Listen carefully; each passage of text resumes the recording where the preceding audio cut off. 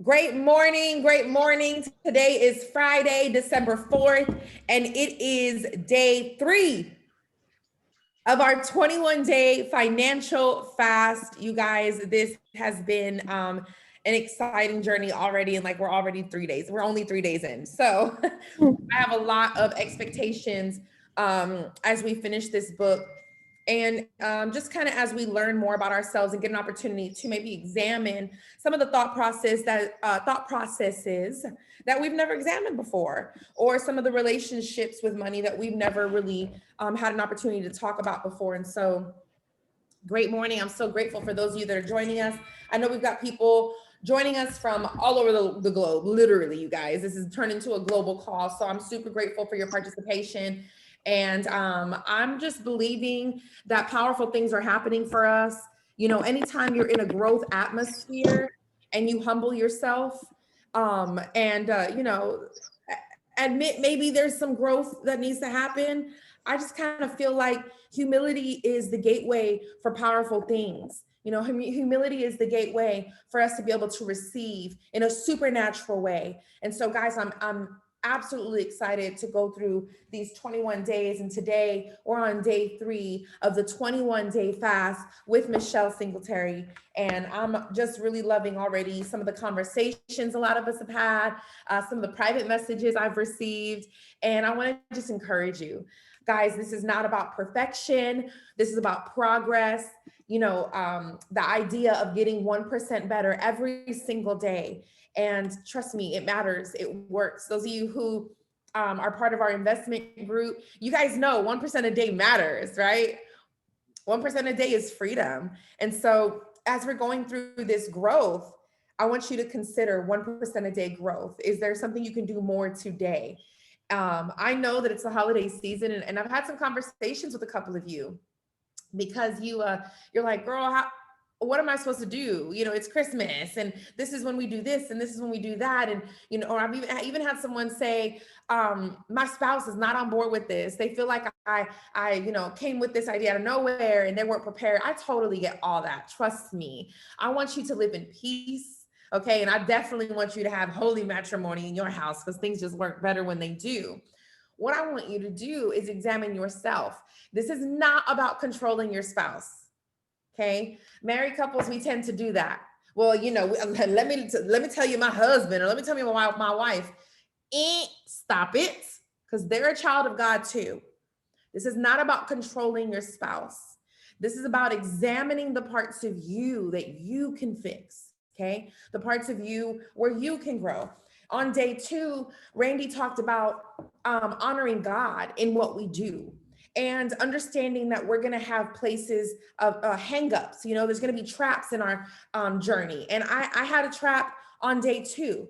I pick up my small children at 3:05, and then I pick up my big kid at 3:40, right? So from 3:05, when I get out of that carpool line around 3:15, it's not worth it for me to go home, unpack the kids, and then get back in the car 10 minutes later. So what I do is most days, I leave the small children's carpool line about 3:10, 3:15, and we go to the corner store and we get snacks and maybe slushies or really anything, and get something for the big kid. And so by the time we go to pick up the big kid, I've got his snacks, they're fed. When I get home, they leave me alone because they've eaten something. And usually, guys, 4:30, 5 o'clock, I've got meetings, usually set up 5 o'clock, 6 o'clock, 7 o'clock, 8 o'clock. And so I really mom in between my meetings. Do a meeting, little kid homework. Do a meeting, third grader homework. Do a meeting, do the dinner. Do the meeting, serve dinner. Do the meeting, clean up dinner. So I've got my flow. And yesterday I had to do a different flow because it was about not spending. I had a couple things I had to pick up from the grocery store that I wasn't able to get on day 1. So my idea was, you know what? I'll go to the grocery store. When I'm picking up these items with my small kids, I'll let them pick one produce because I have to add fruit to the house. So I'll let them be part of that process, right? You could pick some apples, you can pick some oranges. And today that will be your snack. And so that took way more time in the store with little kids negotiating, right? Should you get a bag of apples or 10 raspberries for the same price, right? Trying to get my kids to understand this is a snack for after school every day, and realizing my little humans have gotten accustomed to my spending also. Mommy, why aren't we getting slushies? Mommy, why aren't we going to the corner store? And it's crazy because my husband and I were talking about this, and I'm like, oh no, I've made them into little corner store creatures. You know, the corner store people that they hit the corner store 3, 4 times a day. You know what I'm talking about. You got those friends, okay? I got a friend that hits the corner store for coffee, that hits the corner store for soda, and maybe a meat roll up, or some dry pizza that's been sitting under a light. I got a corner store that hits it after work so they can get another refreshment. Like corner store junkies. And if you think about it, how much is that trip really costing you? And so I was sitting there explaining to my children how we're going to do things differently. And for 21 days, mommy and daddy are on a money diet. And my daughter's like, oh, okay. Do you want to lose some money? I'm like, no, baby, it's not like losing weight. And so I had to explain to her, mommy and daddy have been blessed, and we got to do the right things with that money. Or maybe next time that God's handing out blessings, he's going to look at our family and say, well, the only family that got blessed was yours. You didn't share that. So maybe let me go try somewhere else. So I was explaining this to them, and they were like, okay, so no slushies today, right, Mom? And I think they got a little bit of the direction we're going. But to examine my own habits, to examine the habits that I'm placing on my kids, that is a win. I want you guys to take whatever wins you can take. Your spouse may not understand. Maybe they're not part of this community yet, and that's okay. There's no need for argument. There's no need to create discord in your house, right? We would literally be sinning in an attempt to do the right thing. So we got to be careful. But I want you to focus on you. I want you to focus on what you do. Allow yourself to grow before you start thinking about what someone else in the household needs to do. Really, I've learned in marriage that when I first go to God about me and tell him change me before I tell him to change my spouse, a lot of times I'm given a lot of self-awareness about things I can do. And many times, you guys, it just happens to where there's an opportunity for my husband and I to have a compassionate, loving conversation that doesn't have a lot of stress or tension. And he's able to hear me clearly and really think about what we're saying. Whereas if we were bickering, already there's going to be a guard up, right? There's a defense mechanism already. Whatever it is you're about to say, you're wrong because you got me on the wrong day. So I want to encourage those of you who are doing this with someone, or even married and not doing this with them. I want to encourage you to just remember that this is about you, and allow you to grow in any area. If all you do, guys, is examine your spending and decide to change a couple of things, guess what? You win. That's a win. When I was, and I'm still on my weight loss journey, my husband has a loving way of basically keeping me accountable. And he'll say, babe, you could take an easy win right now by not eating that. It's an easy win. You want to put a win in the hat today? I'm like, you're right. This is an easy win. I just took a win. So there's times in the day where you can take an easy win.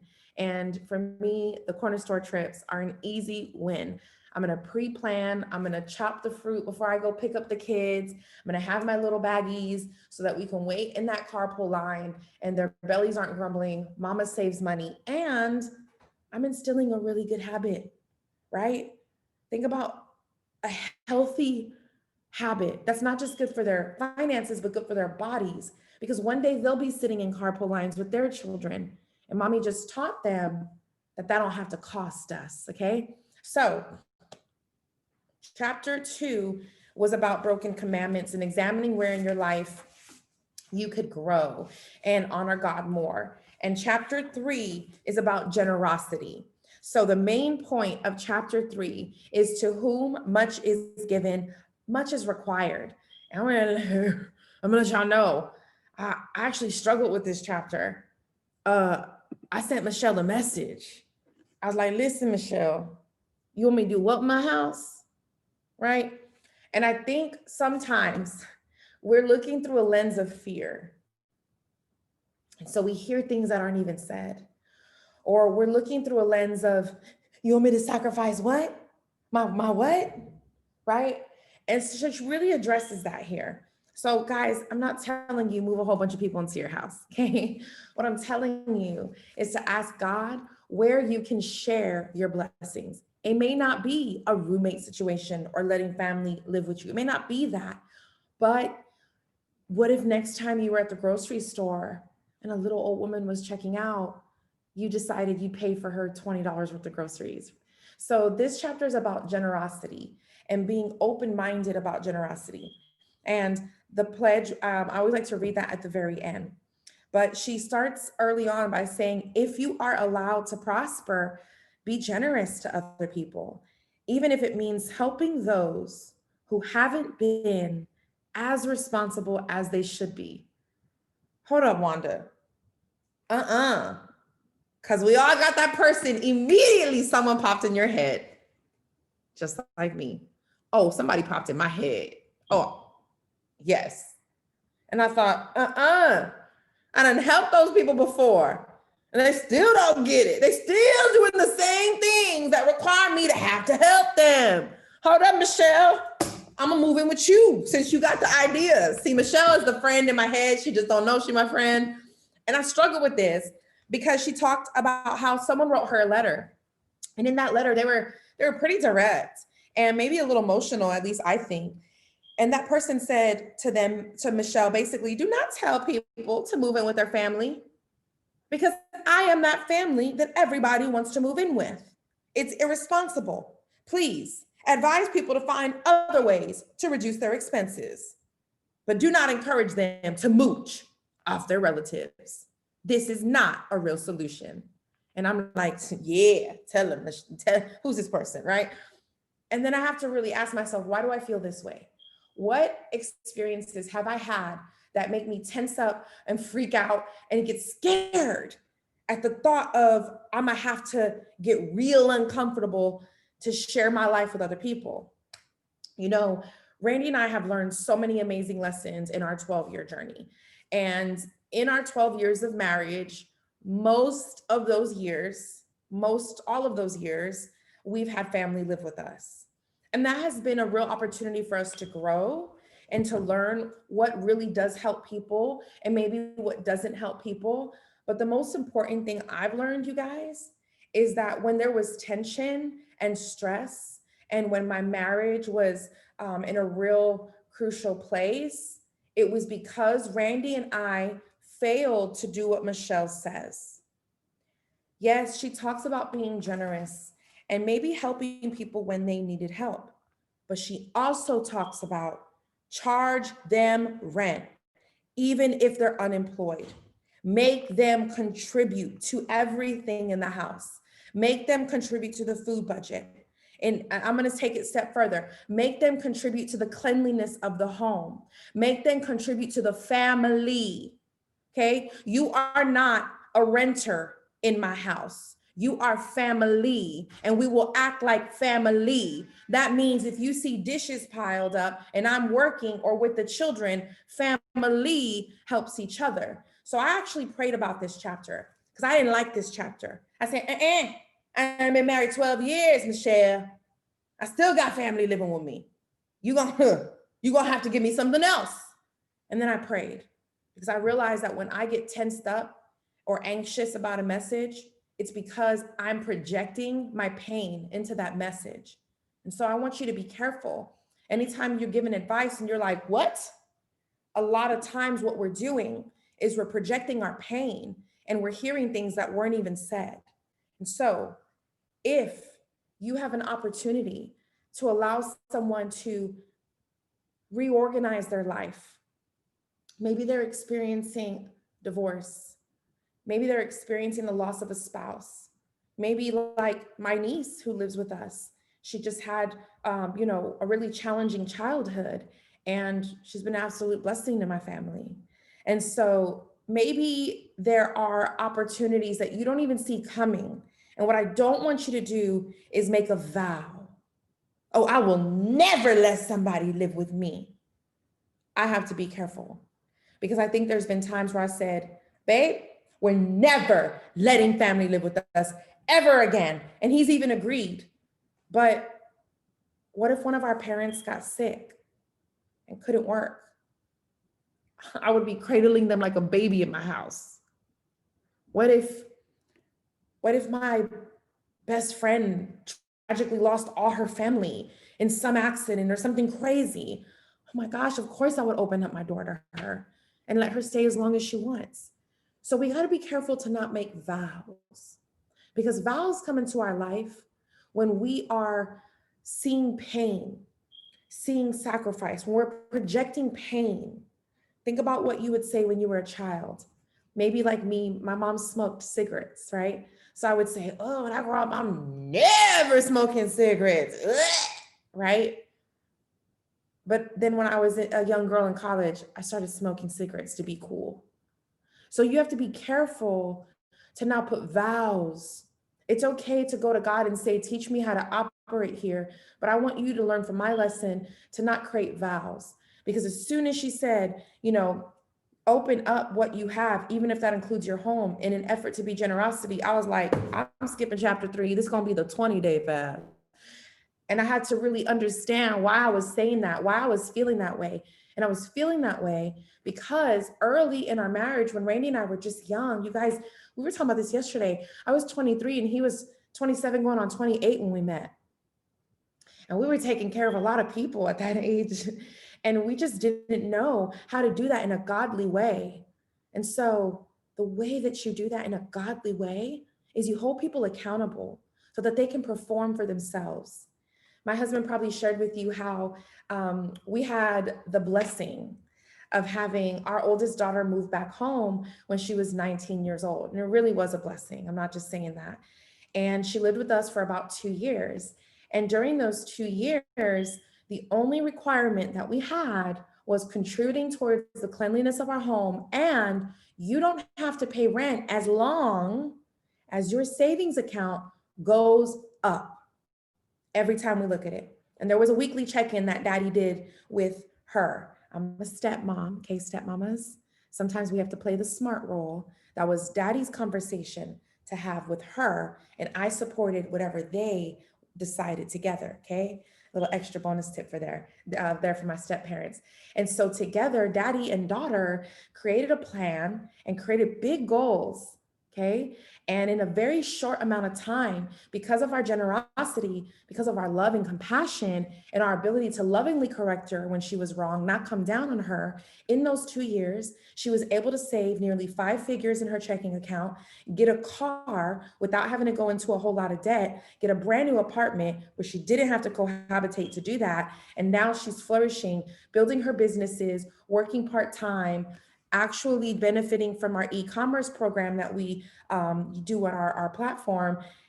And she's living in the same city as us and flourishing. That's because of our generosity. Now, imagine if we said, you're grown. I didn't live with my mama when I was 19 years old. You shouldn't have to live with yours. You better figure it out. Imagine if that was our attitude. Okay.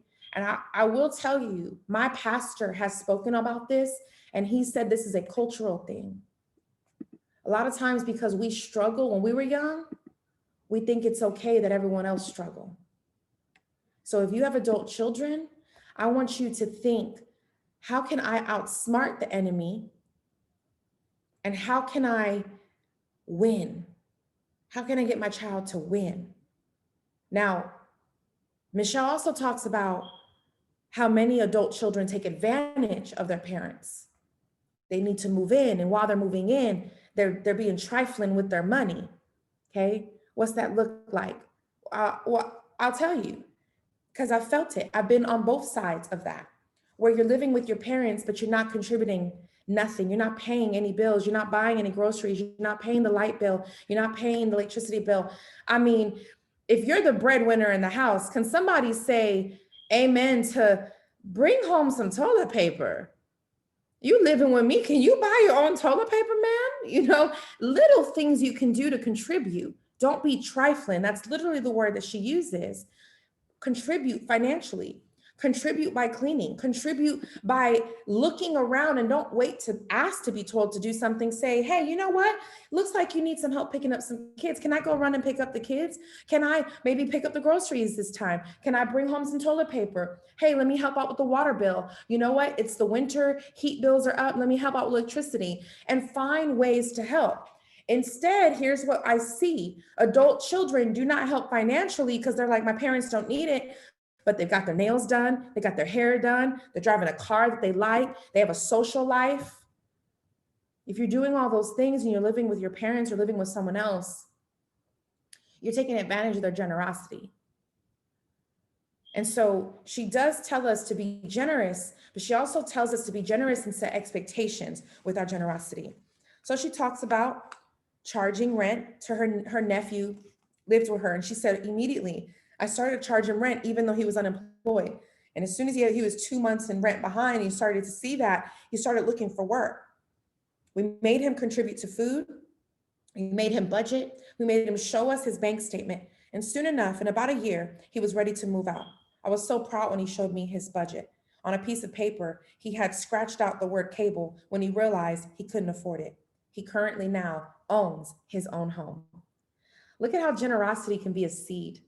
So now he owns his own home, and now he can help a nephew or a niece or a little cousin, someone that can get on their feet. This is one way, you guys, we can help our community and our family, and we can allow our whole family to come up with us, okay?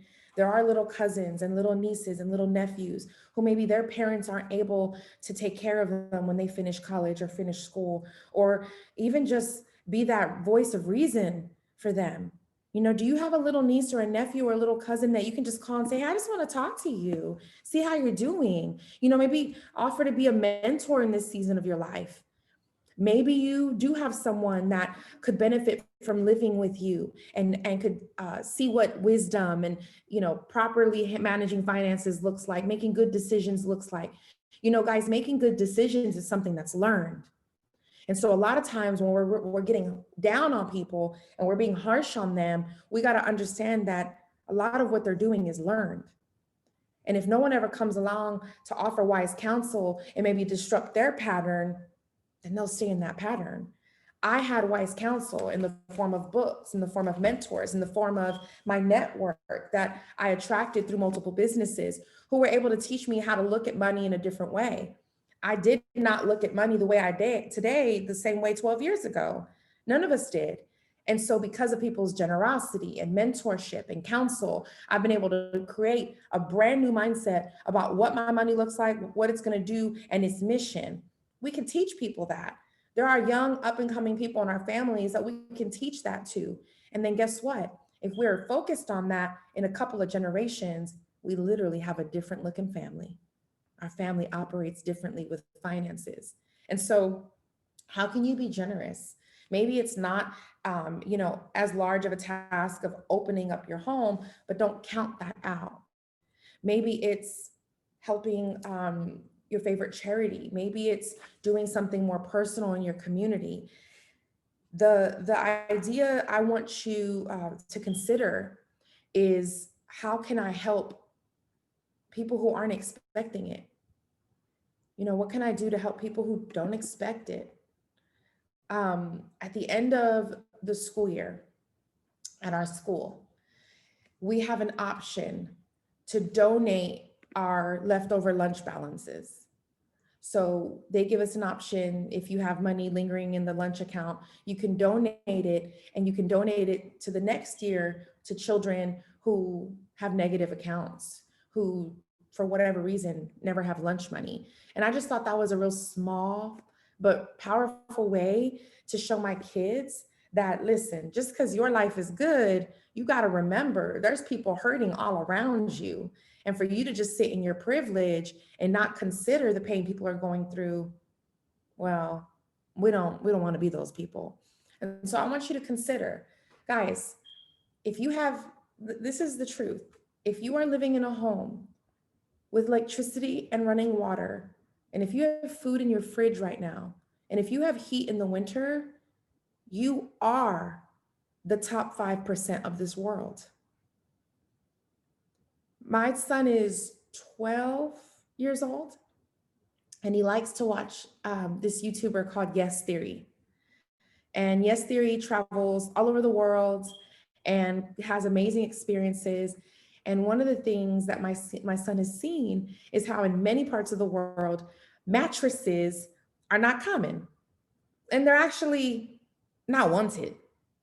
And so there was this one video where this YouTuber travels to a very small island, and the people there are happy, they're loving, there's a lot of joy, and they just live differently.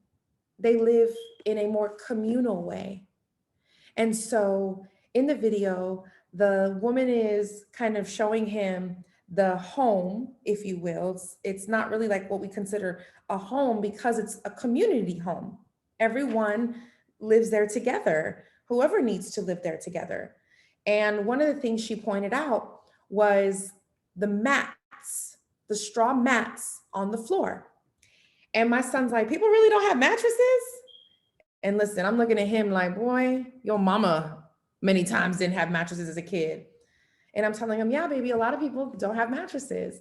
And later on in the video, there was one woman who had actually left the island, spent some time in Australia, and came back. And they asked her, what was the thing you had to get used to the most? She was like, ugh, I had to get used to mattresses. I hate them.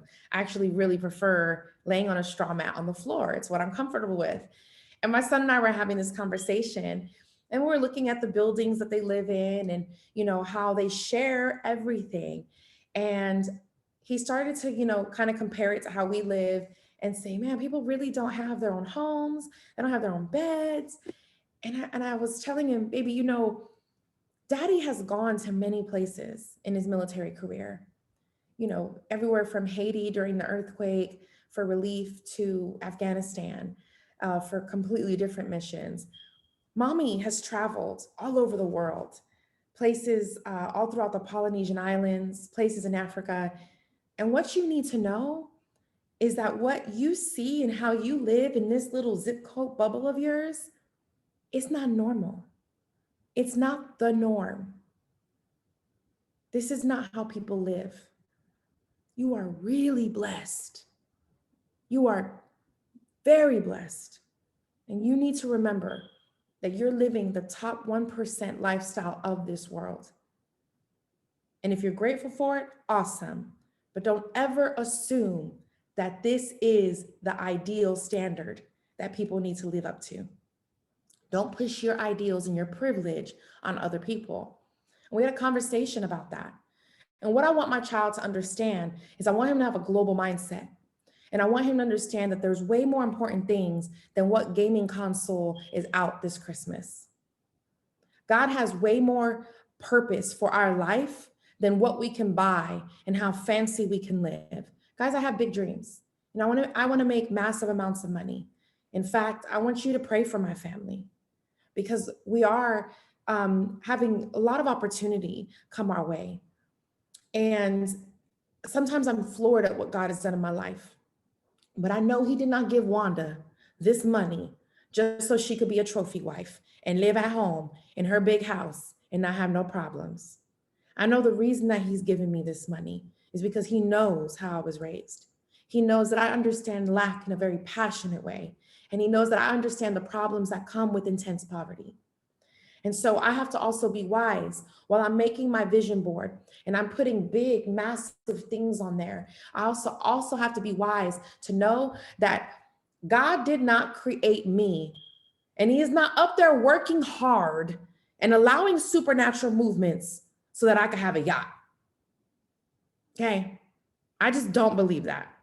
And maybe somebody will disagree, and I get it. But for me, I don't believe I've come all this way just so I can be comfortable. Because if there's one thing I'm adamantly believing, it's that he is way more interested in my conditioning than how comfortable I am. And the truth is, a lot of times the more comfortable we are, the less we believe, the less we ask for, and the less that we need God to intervene in our life. And so think about what you've been blessed with. Think about how you're prospering.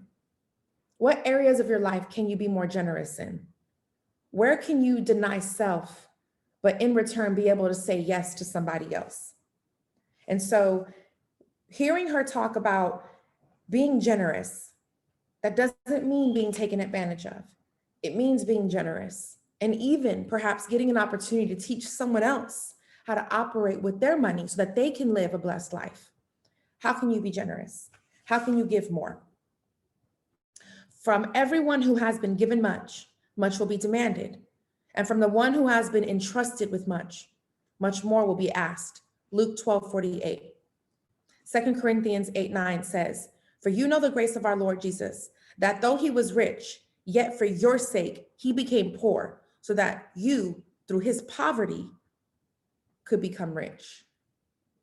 Those are the two verses that I will probably be saying to my kids a lot this Christmas season, right? And letting them know you've been given much and much will be demanded. So, story time before we conclude.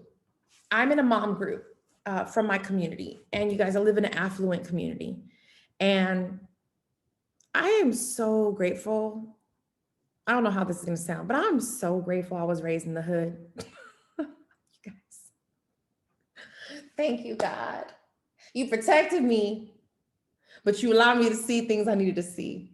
You guys, I'm so grateful that I was raised that way, because I know what's real and what's not real. I know what matters and what don't matter. And there was a poll in our mom group about how much money do you spend per kid during Christmas? And I was like, well, this shall be interesting. Let me scroll. And I started scrolling and looking through the poll. And the average answer was $800 per kid per Christmas. My stomach just turned. Because it's not about what you're spending. That's your money. That's not it. That's not it. I don't care. It's not about gifting being a love language. I'm not knocking that either. I'm not knocking that. It's about what kind of humans are we raising? What standard are we setting that they're going to have to live up to? How is your child going to feel if something happens and you're not able to spend $800 on them on your Savior's birthday? How's your child going to react? When they become parents, what pressure, what debt are they going to go into to live up to this standard? What are we teaching our children when we spend $800 on them and the food bank in our community is empty? What kind of humans are we raising? It made me sick. It made me sick. It made me sick because I know that 80% of families are in debt. I know that most people do not own their home. They do not own their car. I know that most people are one paycheck away from poverty, maybe two paychecks away from being homeless. And even in my neighborhood, don't get it twisted. These are doctors and restaurant owners and developers. Their income is at jeopardy. They're just broke at a higher level. But $800 a kid. And it's not the money, because there was a lot of arguing. I want to teach let me spend my money how I want to spend my money. No one should tell me how to spend my money on my child. If you don't have enough for Christmas, or if you're not able to live up to that standard, then, that's your problem. My family works hard. A lot of privilege, just blah. And I remember thinking that and asking myself, okay, Wanda, how much money do you spend on average per child? So I still had in my notes what we spent last year. And I have in my notes what we've bought this year for them. And I want to share this with you so that you can see what's real. My family is completely debt-free. Our monthly income is what most people make annually. We are very close to having a year's worth of our income put away. And my husband and I have agreed that around $150 per child And that's the full experience. That's 3 gifts: something you want, something you need, and something you read. That includes snacks. That includes the little chocolate balls I bought from a neighbor while I support her business that will go in their stocking. That's everything. And this year, my oldest is 12, and there's going to be a transition in my house. The youngest is 6. Christmas is not going to be about what can I get, what can I get, what can I get. I was telling my 12-year-old this. I was like, you don't believe in no magical Santa no more. You're 12, okay? So your job is, welcome to the adult side. Your job is to make this fun and beautiful and magical for your little brother and your little sister. You're grown now. You know that there ain't no chubby man breaking into my house from the fireplace to drop gifts, okay? My husband always says, that's right. Let him know it was a Black man went hard to work for those gifts. Yes, baby, you did. That's right. And I want you to know that the reason I don't do Christmas lists is because when you make demands, that's not a gift. That's a demand. Gifts are when I feel compelled to buy you something because I think that my child will benefit from this. A list of, here's what I want. That's called highway robbery. Now it's cute when they're little, but when they're 12 and that list is filled with expensive electronics, we got a problem. This is not no longer a gifting situation. I am being annually hijacked. And this culture we live in is creating it. And so in my house, I'm still in my culture back. In my house, the conversation we'll have is how can we bless someone else massively this year? Guys, every single one of you have a food bank in your community. Every single one of you have social services in your community. In your child's classroom, there is a child with no jacket. There is a child with holes in their shoes. You don't gotta go far. We don't gotta say, well, in this country, they don't got nothing. No, down the street from all of us is someone who's hurting. And so here's what I'm gonna invite you to do and what Michelle invites you to do. Part of your homework is to think about how you can bless somebody. There is 142 people on the line. Maybe you don't have $5 to your name. What can you do with your time to bless somebody? A powerful organization, Meals on Wheels, delivers meals to elderly people. I've volunteered for them for over 2 years when I was a homeschooling mom. That was part of my curriculum. My oldest son, for 2 years, delivered meals with me to elderly homes, and that was part of his homeschooling. What can you do? I want to challenge you though. If you got the money, spend the money. Do not hoard your money. A hoarder is somebody who has an unhealthy amount of fear of not having enough. They live in scarcity mindset. So even when they have enough, even when there's more than enough, when there's plenty, they literally cannot see nothing but lack and scarcity. That's called a mental disorder. If you have something to give this season, but you're scared that you're going to need it for a lack season that hasn't even come, you have a disorder with your money. You're scared.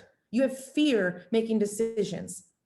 I really believe all of us can give something this season. And I am going to challenge you to come out of your bank accounts and your checkbooks and your wallets. I am going to challenge you.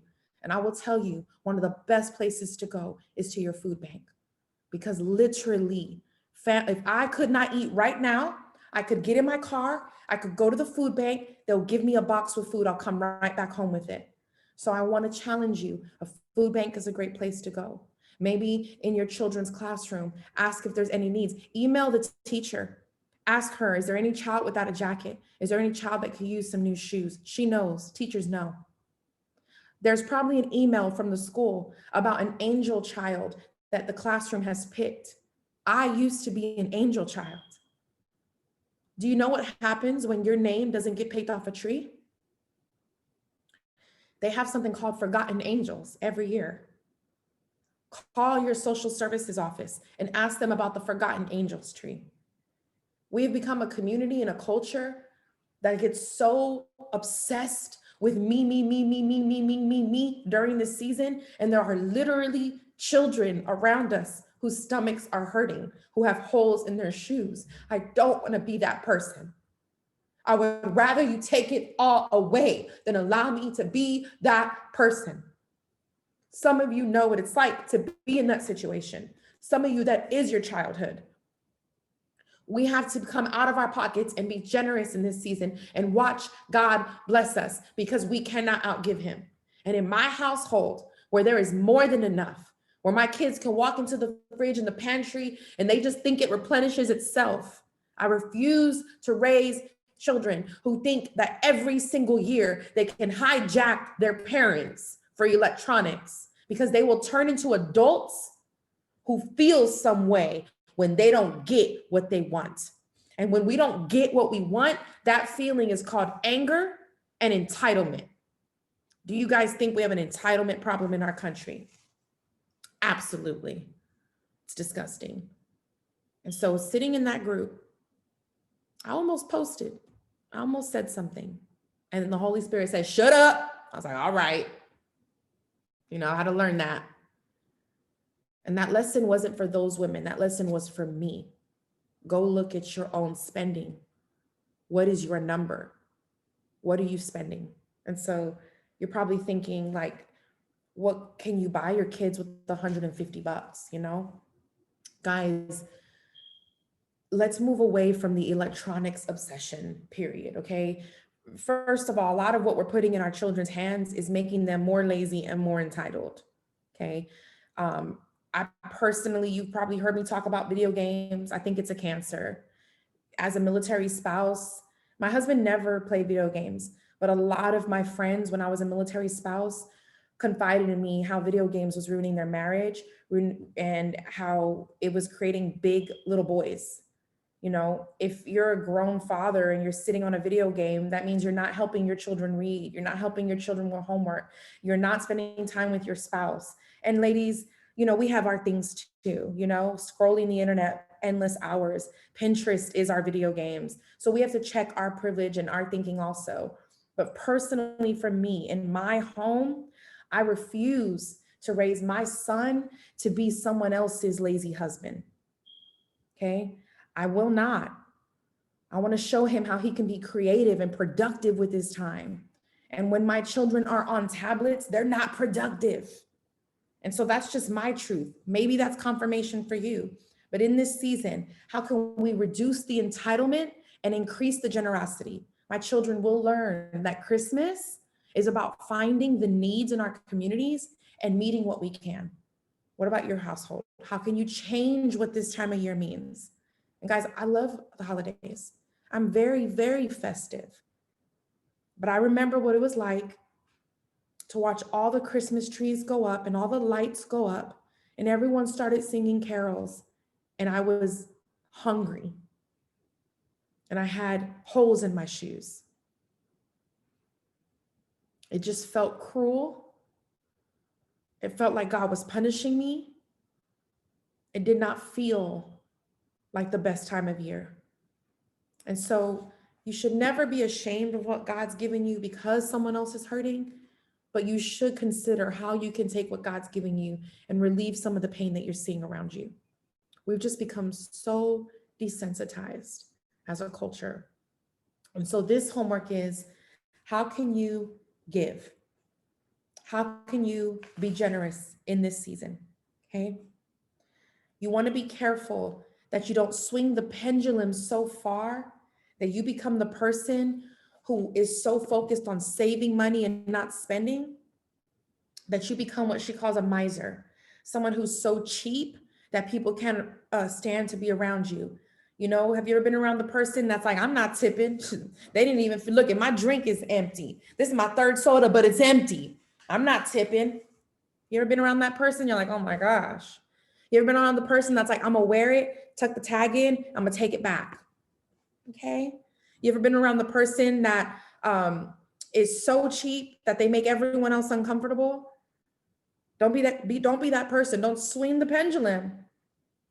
But do ask God how you can spend this money in a way that honors him and that helps his children.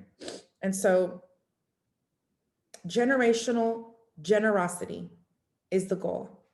Generational generosity. And I love when she says that. There's a lot of practice for us, because many times when we think about being generous, we think about all the extreme situations where we've been kind and someone took advantage of it. And so we're scarred. We think, well, be too nice, people take advantage of you. And then on the other side, we think about saving and hoarding money and hoarding resources. And so just like Jesus is the perfect example of law and grace, our finances can be an example of generosity and thoughtfulness, thinking about how you're spending. There is peace in the middle, just like there's peace between law and grace. You can't have too much law without grace. You can't have too much grace and have no law. Just like there is a relationship there, we need to have that same relationship between generosity and also being wise with our spending. And so I want to encourage you, what does that look like for you? When you're journaling today, how can you give? What can you do that's radical? What can you do that'll impact someone, that'll bless somebody? You guys, when Randy and I go out to eat, a lot of times it's just me and him, and like, honestly, we go to places like, we used to go to IHOP a lot, right? We'd be like the only couple in there that wasn't silver, with silver hair. And we're just in there having like a $15 meal. Here recently, a family opened a restaurant in my neighborhood, and the sign on the door says, if you are hungry and you have no money, please come in, let us know. We will make you food. This is a Muslim family. It's a halal shop, so it's all halal food, which means blessed.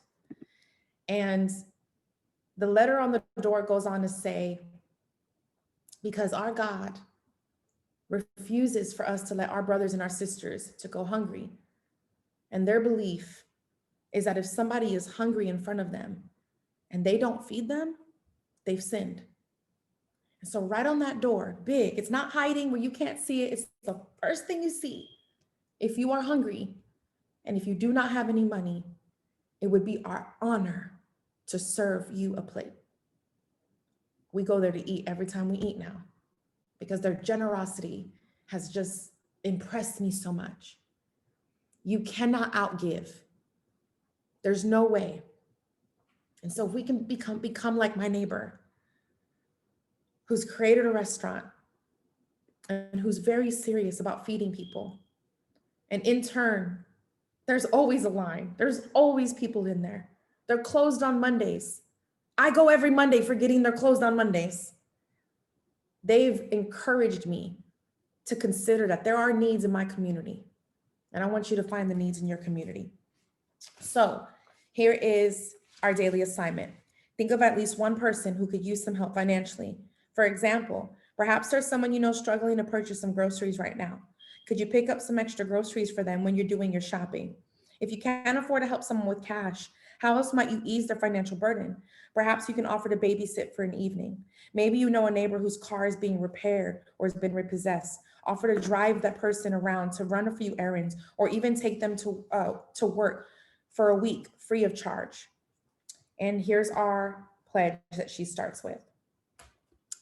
My pledge. I will identify someone, a friend, family member, neighbor, or coworker who needs help either with cash that I can afford to give away or with my time. I will use God's generosity toward me as an example of how to be generous to others. As I prosper, I will share my wealth with others. That's our pledge for day 3. You guys, I'm excited to see what some of your journaling is going to reveal in terms of how we can be more generous. Maybe there's some healing that you need to go through in terms of how you've been generous in the past and it didn't work. Heal from that. Do not project that, because you're going to miss out on blessings in the future, on how you can continue to be generous. And just remember, you can't outgive. You can't outgive God. If he tells you to do something, if there's something on your heart, then do it and watch how the rewards will come your way. Remember, she talks about giving what you can afford to give. So don't put yourself more in a hole in an attempt to feel self-righteous, okay? We've got to be wise. If you don't have money to give, how can you give your time? How can you run tasks? How can you love on someone with your time? Because sometimes that's even a better gift. For me, I know time is my love language. And so reach out into your community, find out what you can do this season. And I'm so grateful. We just wrapped up day 3, our 21-day fast. Let's change some habits. Let's have, awareness as we're doing it. Let's find fun ways to recreate what we do and how we live. You guys, I love you. I appreciate you. You guys have a powerful, powerful afternoon. And we will see you tomorrow, day 4 of the 21-day financial fast. Randy's going to be teaching from chapter 4, and chapter 4 is tithing. So we're going to get into it. All right, guys, I love you. Be blessed. Have a powerful afternoon. Bye.